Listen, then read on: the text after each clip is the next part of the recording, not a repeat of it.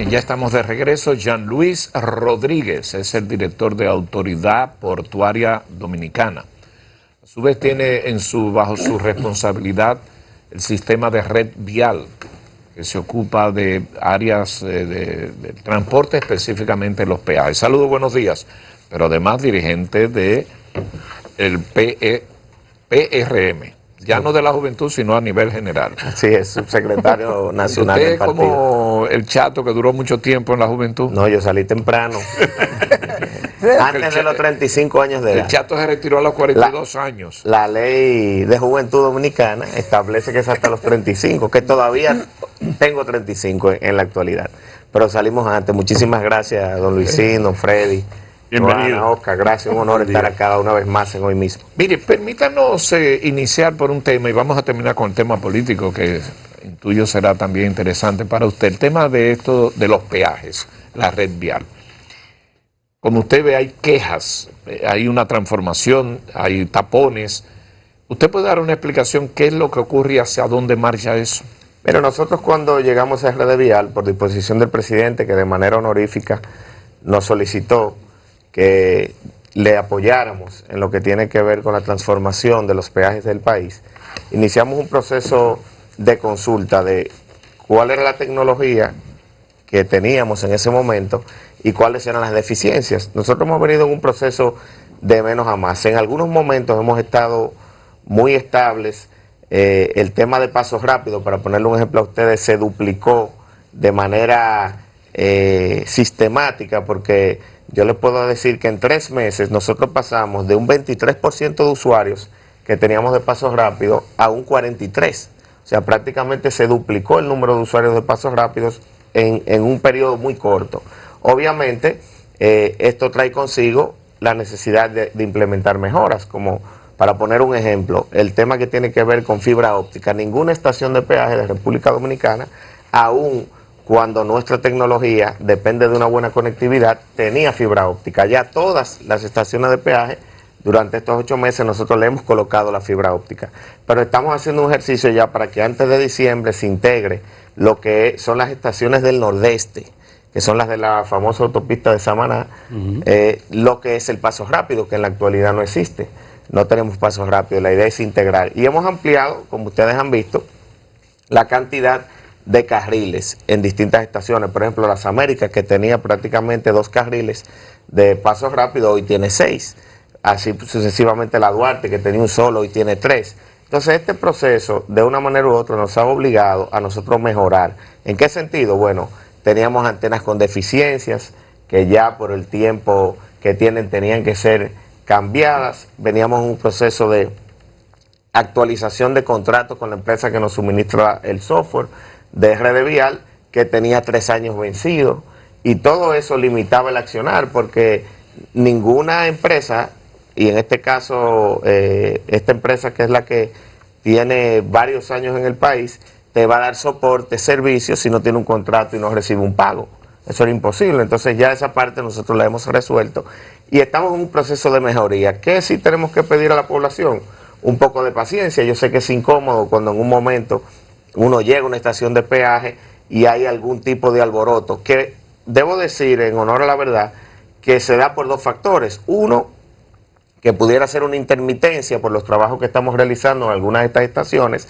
Para ponerle un ejemplo, nosotros vemos diariamente las estadísticas del porcentaje de lectura, en este caso que es paso rápido, de todas las estaciones, y es un monitoreo constante. Y a mí me preocupa bastante, desde que me levanto, lo primero que escribo en un chat que tenemos es cómo está Coral 1, Coral 2, por ejemplo, que son las del este, las romanas, el porcentaje de lectura. Porque nosotros podemos ver en el sistema, si pasaron 100 vehículos, cuántos la barra abrió automáticamente y cuáles no abrió. Para poner un caso, Coral 1 y Coral 2, en el día de ayer la lectura sobrepasaba el 90% en todas las vías de paso rápido. ¿Cuáles son los que pasan realmente automáticamente y cuáles tienen que ir a buscar asistencia? Correcto, que necesitan la asistencia manual. Entonces, donde, por ejemplo, me dicen tenemos un 90, ya yo lo valoro como un 100. Claro. ¿Por qué? Porque puede ser que ese que no le leyó y hubo que digitarlo manual, o lo tiene mal instalado, que pasa muchísimo. Yo he visto las estaciones de peaje, señores, y eso debe de llamarnos a reflexión, porque es un servicio que utilizamos todos. Personas que llegan con el paso rápido en la mano, o sea, que no están ni siquiera colocados en el cristal y lo ponen en el cristal. Y cuando tú le preguntas, pero y no le lees, se molestan y se quejan y dicen, oye, no me leyó, pero tú lo tienes en la mano, tienes que colocarlo. mal puesto. No, que yo lo uso en varios vehículos. Pero eso no viene diseñado para utilizarse en varios vehículos. Entonces, bueno, son esos dos factores. O por el proceso de actualización podemos tener alguna intermitencia. O alguien que lamentablemente no siguió las instrucciones al pie de la letra. Por ejemplo, una información importante para algunos ciudadanos que le pasa esto, a veces el tag ya tiene deterioro. Si usted lo colocó hace 5 años y eso lamentablemente... ¿Qué cantidad de personas, Jean Luis, tienen pasos rápidos? O sea, han comprado pasos rápidos. ¿Qué cantidad de dominicanos? No, yo te mencionaba que el 43% del flujo vehicular. O sea, que nosotros tenemos por los peajes, lo que es un gran avance. Anteriormente era un 23% y cuando tú sumas, cada vez que, por ejemplo, las Américas, nosotros el año pasado circularon 12.700.000 vehículos, o sea, que cruzaron el peaje de las Américas durante un año. Cuando tú calculas de eso, quitarle el 40%, enviarlo por carriles expresos y no enviarlo por la fila de efectivo, automáticamente eso descongestiona. Entonces, tenemos que apostar al paso rápido. Entendemos, como decía don Luisín, que ahí se nos han generado algunas situaciones en estos días, pero va a ser para bien. Yo estoy convencido, y yo hice un compromiso público en algún momento, que para diciembre de este año el regalo de nosotros de RD Vial es haber resuelto el problema de los peajes del país, en términos tecnológicos, de modernización y también del flujo, de que ya se acaban esos famosos tapones que todos lo hemos hecho. Ese de la Duarte, yo recuerdo muchas veces yo tener que hacer una fila prácticamente desde la circunvalación de Santo Domingo, que tú bajabas y ahí estaba la cola del peaje. Las últimas 3 veces que yo he ido por la Duarte, y era antes de estos problemas nuevos, yo me paraba en la entrada de la base, más o menos de la base del 28. Y tiene mucho tiempo. El 25. Aún con las situaciones recientes que no pasan de 2 semanas, y señores, los accidentes pasan. Hubo algo, por ejemplo, nosotros nos comunicamos y que después me arrepentí porque pensé que no iba a ser tan complicado. Fue que, por ejemplo, en las Américas hace 10 días, cerca de los días de la tormenta, cayó un rayo y dañó prácticamente todos los dispositivos de la América. Y en ese momento no lo comunicamos porque fue como... estábamos viendo si era parte de todo este proceso, pero no, un rayo y quemó equipos. Ahora pueden instalar un sistema en el cual la gente que no tiene paso rápido y se meta por el paso rápido, cuando de reversa explota el carro. Por ejemplo, es una parte traumática. Sí, porque no está que muchos ciudadanos ingresan sin el dispositivo, pero sin sabe saldo. que no va a pasar por ahí. Tratamos de buscar apoyo de DGC, que nos ha estado ayudando en algunas estaciones para fiscalizar y que ya no haya que devolver. Hicimos un protocolo, por ejemplo, anteriormente, cuando un vehículo entraba sin el dispositivo, se tenía que devolver. Y ahí duraban 5 minutos entre los que estaban detrás, abriendo el paso. Y el peligro que eso genera. Nosotros creamos un protocolo ahora que ya no se van a devolver. Se están dejando pasar y se le cobra manual. En esos casos, pero una multa correctamente. Si está DGC, se fiscaliza, porque nosotros, como no tenemos la potestad de fiscalizar. Bueno, mire, por otro lado, vimos que se concretó por fin la primera APP y se hizo un área del muelle. Cuéntenos qué es lo que se va a hacer en Samaná, que se anunció ayer que el muelle de Puerto Barril, ¿verdad? Arroyo Barril, perdón. Va a ser operado por una empresa privada asociada con el Estado. Una de las primeras visitas que hizo el presidente Luis Abinader al inicio de su gobierno fue al Puerto Duarte, o mejor conocido como el puerto de Arroyo Barril. Y en ese momento fuimos con varios empresarios con la finalidad de que pudieran evaluar este puerto como una terminal de cruceros. Está en Sánchez, ¿verdad? Está entre Sánchez y Samaná, o sea, en dirección, en este caso, sur-norte, y norte-sur también, porque está en el centro. Este puerto es uno de los mejores puertos en cuanto a infraestructura portuaria del país. En su momento, para poner un ejemplo, cuando hubo que traer equipos de la Barrick, fue el único puerto que en ese momento podía... El calado. Tenía la profundidad necesaria, pero también la posibilidad de aguantar el peso de muchas de estas estructuras. Que no sé si ustedes recordarán que hubo que hasta reforzar puentes para poder trasladar algunas de las estructuras. Y ampliar alguna curva. Correctamente. Entonces, bueno, por ahí llegaron todos los equipamientos en ese momento. Y hoy gracias a un esfuerzo del presidente, se sometió una iniciativa que es la primera APP del país, que ya se empiezan a ver los resultados de esta ley de alianza público-privada. Ya hoy estaremos desarrollando lo que es una terminal de cruceros, que va a ser un parque temático, una especie de jungla, donde habrán piscinas, donde habrán toboganes, algo bien innovador, y se debe precisamente a que nosotros hemos tenido un crecimiento exponencial. ¿El capital privado es dominicano o extranjero? Extranjero. ¿De dónde? De México. ITM Group es la misma empresa que tiene... de Puerto Plata y de Pedernales. Correctamente, que tiene Taino Bay, bueno, y que han apostado de manera importante al desarrollo del país, el desarrollo de la industria de cruceros. Es una empresa... Ellos funcionan. No, son muy buenos. Yo debo resaltar que, para poner un ejemplo, cuando ellos dijeron que en Puerto Plata, y yo se lo decía a él mismo, al inversionista que estuvimos en Cabo Rojo hace unos días, le decía, mira, cuando tú me dijiste a mí que el primer año en Taino Bay iban a llegar 300,000 turistas a través de cruceros, yo estaba un poco escéptico, yo como que no te creía mucho, pero ya los números que tú me das yo los creo, porque, para poner un ejemplo, él está proyectando para la llegada de este año solamente en Taino Bay 850,000 cruceristas, que es casi el número que teníamos en todo el sistema portuario nacional y de cruceros antes de la pandemia, que lo más que alcanzamos fue 1.100.000. Pero, por ejemplo, tiene mucho músculo él está más adelantado en Cabo Rojo, donde ya Cabo Rojo se va a inaugurar en diciembre, y ya le está proyectando para el año 2024 alrededor de 100,000 turistas que van a llegar. Ya están confirmados, esos son cruceros confirmados. Y el primero llega el 18 de diciembre, como lo anunció el presidente. 100,000. Pero eso es mucho. ¿Y qué vamos a hacer con toda esa gente allá? Bueno, ustedes vieron que el presidente convocó una mesa de trabajo muy importante, donde estuvo ahí, o estuvimos la mayoría de funcionarios de gobierno que tenemos algún nivel de participación en ese proyecto. La actividad se hizo en el puerto. En el puerto hoy, gracias a Dios, los trabajos van avanzando de manera extraordinaria, están en más de un 60%, ya con una inversión aproximada de 40 millones de dólares en el puerto.